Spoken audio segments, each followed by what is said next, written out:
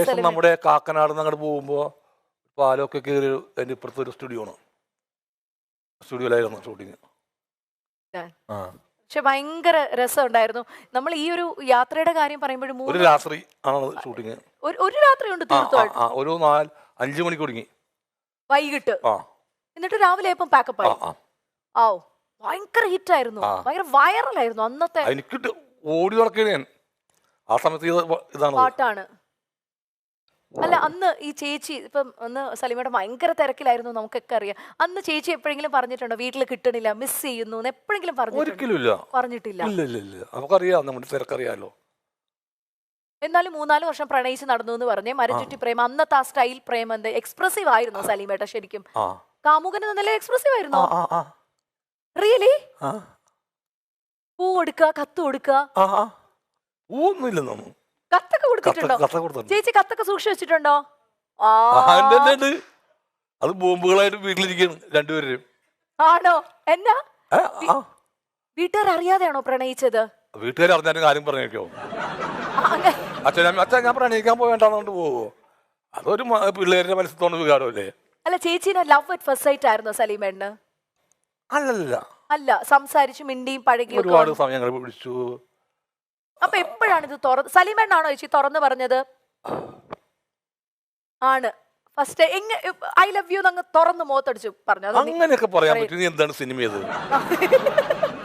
അല്ല എനിക്ക് സലീമേട്ടന്റെ ആ ഒരു എക്സ്പ്രസീവ്നെസ് ഏത് ലെവൽ വരെ പോകുന്നു ഞാൻ ഇങ്ങനെ ആലോചിക്കാം. എത്രാമത്തെ പ്രണയമായിരുന്നു ചേച്ചിയുമായിട്ട്? അങ്ങനൊന്നുമില്ല. പ്രണയം എന്ന രീതിയിൽ പ്രണയം എന്നുള്ള രീതിയിൽ ചേച്ചി ലക്ക് ഹെന്ന മൈ എന്റെ നമ്മുടെയൊക്കെ എടുക്കണേ 5-6 ഒക്കെ കഴിഞ്ഞിട്ട് ഞങ്ങള് കല്യാണം കഴിക്കുന്നേ. പ്രണയം എന്ന രീതിയിൽ ആദ്യത്തെയാണ്. ആണ്. അല്ലാത്തതൊക്കെ തമാശ കളിയില്ലേ, അങ്ങനെയൊക്കെ ചെയ്തിട്ടുള്ളൂ. ഒരാളായിട്ട് ആത്മാർത്ഥമായിട്ടുള്ള ഒരു. എന്നാലും ചേച്ചിക്ക് ആദ്യമായിട്ട് മേടിച്ചു കൊടുത്ത ഗിഫ്റ്റ് ഏതായിരുന്നു സലീമേട്ടൻ? വാച്ചായിരിക്കുള്ളൂ. ഒരു ഓർമ്മ ചേച്ചി വാച്ചാണ്. ഇപ്പോഴും ചേച്ചി സൂക്ഷിച്ചു വെച്ചിട്ടില്ലേ? അതെന്താ വാച്ച് സെലക്ട് ചെയ്ത് കൊടുത്തത്? ഞാൻ ദുബായി പോയപ്പോ, പ്രോഗ്രാമിന് ദുബായി പോയപ്പോ അവിടെ വാച്ച് വാങ്ങിച്ചു. അവള് കല്യാണം ഉറപ്പിച്ചിരുന്നൂടെ? അങ്ങനെ വായിച്ചു. കല്യാണം ഉറപ്പിച്ചിട്ട് അച്ഛനമ്മമാർ അറിഞ്ഞപ്പോ എന്തെങ്കിലും യുദ്ധം അങ്ങനത്തെ പ്രശ്നം ഒന്നുമില്ല? അവളുടെ അച്ഛനമ്മയ്ക്ക് ലോട്ടറി അല്ലേ അടിച്ചേക്കണത്. അവര് യുദ്ധത്തിന് പോവോ? യുദ്ധത്തിന് പോവില്ല. കാരണം എന്താ പറഞ്ഞാല് സലീമേട്ടനെ പോലെ ഇത്രയും സുന്ദരനും സുമുഖനും സൽസ്വഭാവിയുമായിട്ടൊരു ചേച്ചി ഇല്ലാന്നൊക്കെ കാണിക്കുന്നത്. ബ്രൂണോ സുൽത്താനെ പോലത്തെ ഒരാളെ കിട്ടിയേക്കണത്. അപ്പൊ അമേരിക്ക യുദ്ധത്തിന് പോവോ? ഇല്ല. സിനിമയിലോട്ട് കേറിയിട്ടില്ലാന്ന്. അതിനെന്താണ്, കേറുമല്ലോ. അല്ല ഭയങ്കര പൈങ്കിളി പ്രേമമായിരുന്നു ഇവിടെ. കാരണം നമ്മളിപ്പോ ഇന്നെന്ന് പറഞ്ഞാൽ വാട്സാപ്പില് യു കമ്മിങ് ഡാ, ഐ എം നോട്ട് കമ്മിങ് ഡാ, today let's go for A date night. ഇന്ന് ആ ഒരു ലൈൻ ആണല്ലോ. അന്ന് അങ്ങനെ കാണാനും മിണ്ടാനും ടൈമൊക്കെ നോക്കി. അതെ, ഒരു രസമുണ്ടായിരുന്നു. ഇന്നത്തെ ഇപ്പൊ ഈ വാട്സപ്പ് ഒക്കെ ഉണ്ടായിരുന്നെങ്കിൽ കുറച്ചുകൂടെ എളുപ്പമായിരുന്നു എന്ന് ഇപ്പൊ സലീമേട്ടന് തോന്നുന്നുണ്ട്. എനിക്ക് അങ്ങനെ തോന്നാറില്ല. എനിക്ക് അത് തന്നെ സുഖം. ഒരു കത്തൊക്കെ കൊടുത്ത് കാത്തിരിക്കുക, ബസിന്റെ ടൈമൊക്കെ നോക്കി അടിപൊളി ചായ കുടിച്ചിരിക്കുക.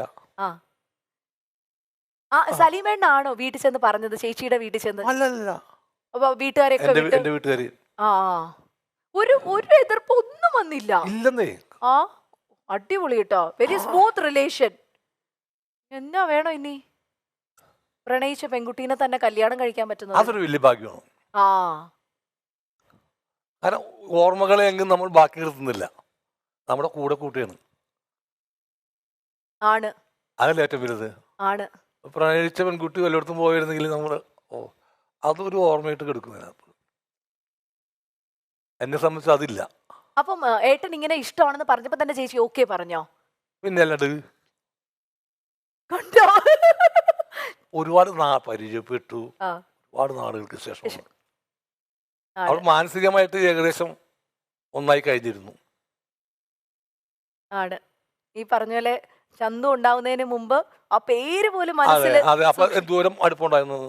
2 പയ്യന്മാരാണ് നമുക്കറിയാം. എപ്പോഴെങ്കിലും ഒരു പെൺകുട്ടി വേണം, അങ്ങനെ പെൺകുട്ടി വേണമെന്ന് ആലോചിച്ചിട്ടല്ലോ പേരിട്ടത് ആർഷ.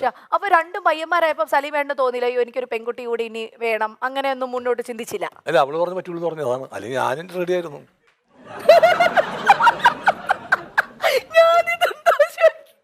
ഞാനീ പേരെന്ത് ചെയ്യും? ആർച്ച എന്നുള്ള പേര് ഞാൻ എന്ത് ചെയ്യണം? ഞാനൊരു കാര്യം ചോദിക്കട്ടെ, ഈ ആർഷയെ തന്നെ ഉറച്ചു നിൽക്കാൻ കാരണം എന്താ? വെറുതെ ഉണ്ണിയാർച്ച. ഉണ്ണി അല്ല, സാധാരണ ഈ പറയാ ആണുങ്ങള് ഏതെങ്കിലുമൊക്കെ കാലത്തുള്ള ഒരു പ്രണയത്തിന്റെ പേരായിരിക്കും ഇങ്ങനെ ക്യാരി. പിന്നെ ആർച്ച എന്നുള്ള പെണ്ണ് എവിടെയാണ് ഇരിക്കണത് പ്രണയിക്കാനായിട്ട്? ആർച്ച. അപ്പൊ ഈ ആർച്ച എന്നുള്ള പേര് പിന്നെ ഇടാൻ പറ്റും. ഇനി എനിക്ക് തോന്നുന്നു ചന്തു ആരെങ്കിലും കല്യാണം കഴിച്ച അവർക്ക് പെൺകുട്ടി ഉണ്ടാവണമെങ്കിൽ ചിലപ്പോ ആർച്ച എന്നുള്ള പേര് അവനല്ലേ തീരുമാനിക്കണ്ട. അത് ശരിയാ. ഞാനാണ് തീരുമാനിക്കണത്. അത് ശരിയാ. അപ്പൊ ഈ ആർച്ചേനെ എന്നാ ചെയ്തു? അപ്പൊ ചേച്ചീനെ കൺവിൻസ് ചെയ്യാനൊന്നും പറ്റിയില്ല സലീമേട്ടന്? കാരണം ഇത്ര ആഗ്രഹം ഉണ്ടെങ്കിൽ, ഞാൻ ആദ്യമായിട്ട് ഒരാൾ അങ്ങനെ പറയുന്നത്, പെൺകുട്ടികളുടെ പേര് വരെ ഭയങ്കര ആഗ്രഹമൊന്നുമില്ല. ആർച്ച എന്നൊരു പേര് കണ്ടുവച്ചിരുന്നു. ഓ, പേരിന് വേണ്ടി. വേറെ പേര് വേസ്റ്റാക്കാണ്ട് നമുക്ക് ഈ ഫുഡ് വേസ്റ്റ് ആക്കരുത് പറഞ്ഞ പോലെ പേര് വേസ്റ്റ് ആക്കരുത്. അത് ചെയ്യായിരുന്നു. ചേച്ചിനോ? ചേച്ചിയുടെ തീരുമാനമല്ലേ? തീരുമാനങ്ങളാണ്. കാരണം ഇപ്പൊ കുട്ടികളെ വേണ്ടാന്ന് വെച്ച് നിൽക്കുന്ന ഒരു ജനറേഷൻ. അതിന്റെ ഇടയിലേട്ടാ 2 പയ്യന്മാരെ കിട്ടിയില്ലേ? അത് തന്നെ ഒരു വലിയ. പിന്നെ പയ്യന്മാരായപ്പോ സലീമേട്ട ഒരു സന്തോഷം തോന്നിയോ? കാരണം പയ്യന്മാരാണ്, നമുക്കിനി വലിയ പ്രശ്നമൊന്നുമില്ല അങ്ങനെ? അതോ അത് പയ്യനും പയ്യത്തിയൊക്കെ കണക്ക് തന്നെ രണ്ടും. അപ്പൊ എത്ര അച്ഛനമ്മമാര് 2 പെൺമക്കളുടെ ഒക്കെ അച്ഛനമ്മമാരൊക്കെ നല്ല രീതിയിൽ അവരെ കൊടുത്തു ജീവിച്ചു പോന്നു. 2 ആമക്കളുള്ള അച്ഛന്മാര് റോഡിൽ കിടപ്പുണ്ട്. എന്നാൽ ഈ ആർച്ച എന്നുള്ള പേര് മാത്രമേ ഉണ്ടായിരുന്നുള്ളൂ? അതോ വേറെ ഏതെങ്കിലും 2 പെൺകുട്ടി? ഒന്നുമില്ല, ആർച്ച. അത് പൊളിച്ചു കൂട്ടാ. പിന്നെ ഈ സമയത്തൊന്നും അറിഞ്ഞില്ല, പ്രസവിച്ചപ്പോഴാണ് മനസ്സിലാവുന്നത് ആൺകുട്ടിയാണ്, ചന്തുവാണ് വന്നേക്കുന്നത്. പ്രസവിക്കുന്നതിന് മുമ്പ് പറയും. അല്ല, ഇപ്പത്തെ സ്കാനിങ് ഒക്കെ ഇല്ലേ? സ്കാനിങ് ഇപ്പൊ ഇവിടെ കേരളത്തിലൊന്നും, അത് ഇന്ത്യയില് ജെൻഡർ വലിയ പാടാണ്, നടക്കില്ല.